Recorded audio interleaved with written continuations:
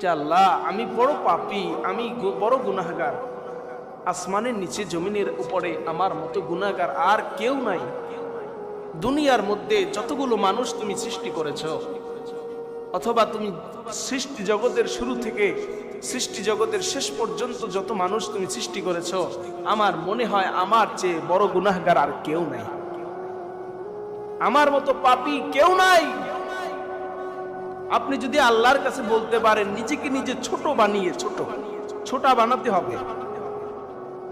আপনার কাছে যদি কোনো ভিক্ষুক ভিক্ষা চায়, তো আয়েশা কি বলে, আমি 7 দিন পর্যন্ত ভালো মন্দ খাইতেছি, আমার গায়ের জামাটা খুব ভালো, আমার 5টা-7টা ছেলে আছে, বড় বড় ওই চাকরিবাদী করে, এক একজন আমেরিকা ইউরোপ কান্ট্রিতে থাকে, যদি হাত পাতে আয়েশা আপনি কি টাকা দিবেন?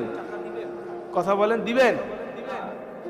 দিবেন তো না, বরং কইবেন যে মাথায় মনে হয় ডিস্টার্ব আছে, পাগল, ও আরো আমাদেরকে দিবে, ও বরং আমাদের কাছে চায়, ঠিক কিনা?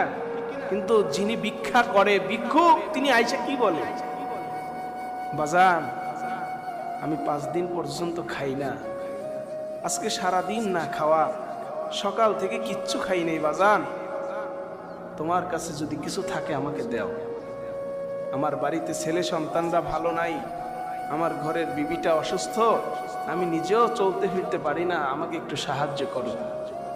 তাহলে কি আপনার পকেটে এমনিতেই হাত ঢুকে যায় কিনা?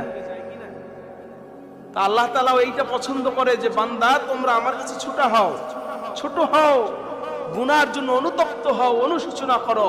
তো আল্লাহ তাআলা বলেন যে আমি তোমাদেরকে দূরে রাখবো না, তোমরা গুনাহের জন্য যখন আমি আল্লাহর কাছে মাফ চাইবে, তো সাথে সাথে তোমাদের গুনাহগুলো মাফ করে, তোমাদের জীবনের সব গুনাহ মাফ করে আমার প্রিয় বান্দা বানায় নিবে। সুবহান।